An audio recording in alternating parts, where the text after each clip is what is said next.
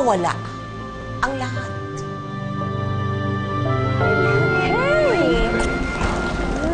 Oh, what's up, guys? Well, guys, I'm studying international relations in Spain. Sabihan mo si Tito, we'll have fun.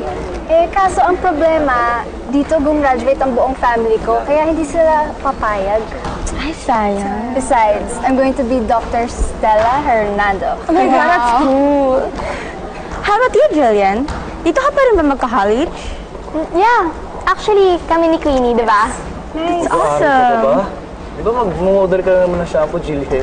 Of course not. Ano ka ba? Magpa-flight attendant ako. Flight attendant? Eh, yeah. Social term lang yan for a maid.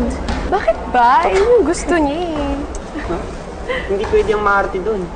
Wow! Oh my gosh, ano ba? Guluhin mo na lahat, wag lang yung hair ko. Oo nga. Ayos ko lang eh. Asar kayo, no? Tumulong siguro si Jillian. Pero sorry, kasi taken na siya. Don't touch my hair again. Ay, nako. Kulit. Hello, guys. Hi. Kumusta bro?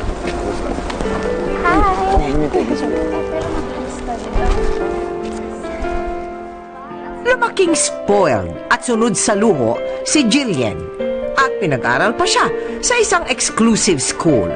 Pareho kasing nagtatrabaho sa Dubai ang kanyang mga magulang. Dahil dito, maaga ring natuto na maging independent si Jillian. Hanggang sa magdesisyon ang kanyang mga magulang na umuwi na ang kanyang ama at manatili naman sa Dubai ang kanilang ina dahil mas malaki naman ang kinikita nito.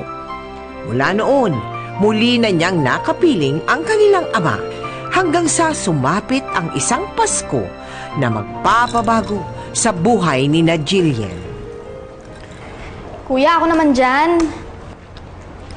Jillian, pwede wag kang magulo? Ano? I-chat mo na naman yung boyfriend mo? Gusto mo isumbong kita kay Papa?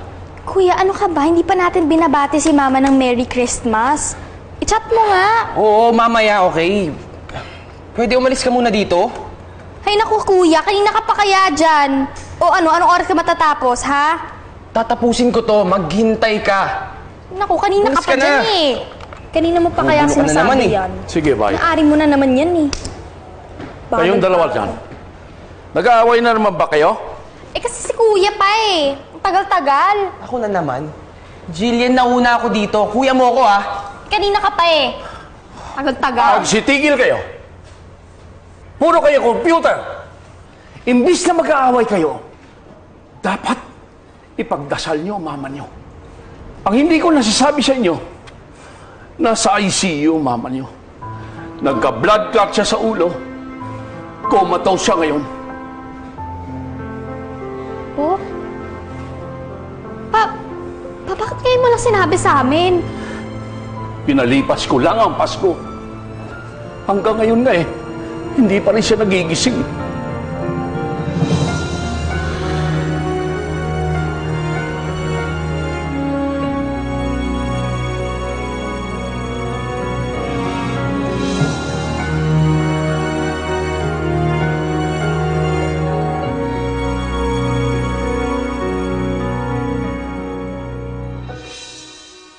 Inabot ng isang buwan ang ina niyang si Virginia sa loob ng Intensive Care Unit o ICU.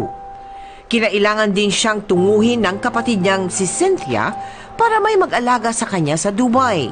Dahil dito, unti-unting naubos ang ipon ng kanilang pamilya. Kaya pagkalipas ng 2 buwan, napilitan na rin silang iuwi ng Pilipinas si Virginia dahil wala na silang panggastos sa gamot at mga pangangailangan nito.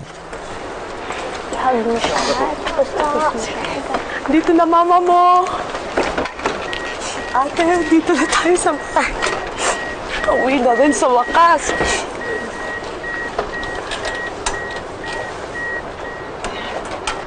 Ate, nandito na tayo sa bahay. Mahal, dito na tayo, ma. Ayan. Ma.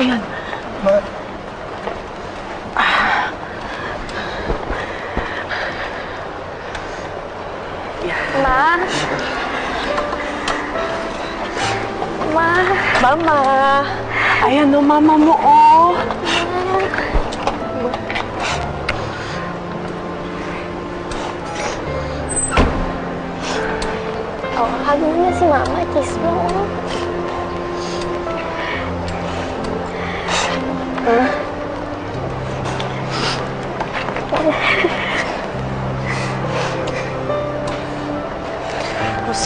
Pasok natin siya sa loob. Pasok mo si Mama. Tabihan mo lang si Mama, ha? Jillian. Totoo ba sinabi ni tatay? Umalis ang papa mo? Opo, umalis po siya nung isang linggo. Sabi niya maghahanap daw po siya ng trabaho. Ang bihira naman siya. Ano klase siyang asawa? Kung kailan umuwi si ate, saan naman siya mawawala?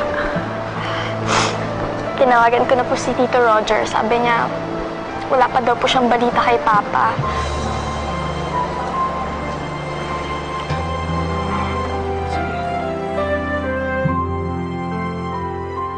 Jillian, hindi naging maganda ang samahan ng mga magulang mo, no? Kwento mo nga sa amin. Alin doon yung masasabi mong pinakamasakit, yung hindi mo malilimutan? Iniwan kami ng papa. Simula, yung mga panahon na mas kailangan namin siya. Wala siya sa tabi namin.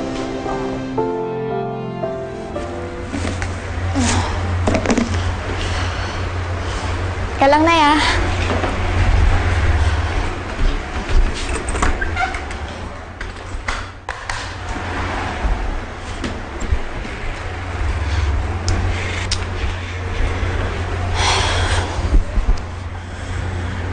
Ma, palaman ka naman. Payat-payat mo na eh. Alam ko na. Magpaganda na lang tayo. Teka, kukunin ko yung makeup ko tsaka yung suklay. Ayan.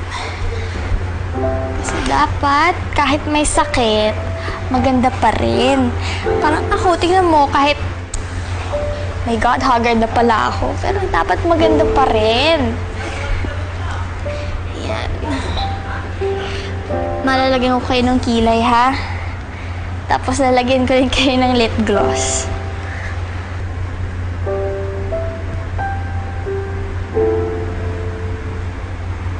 Patingin nga.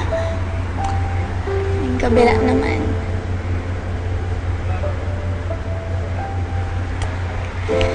Ayan. Tsaka last touch, dapat may kulay yung lips.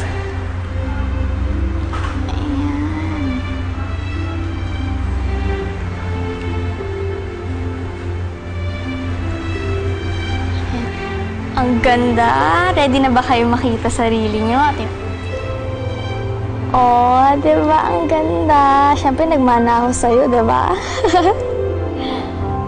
Ayan. I love you, Ma.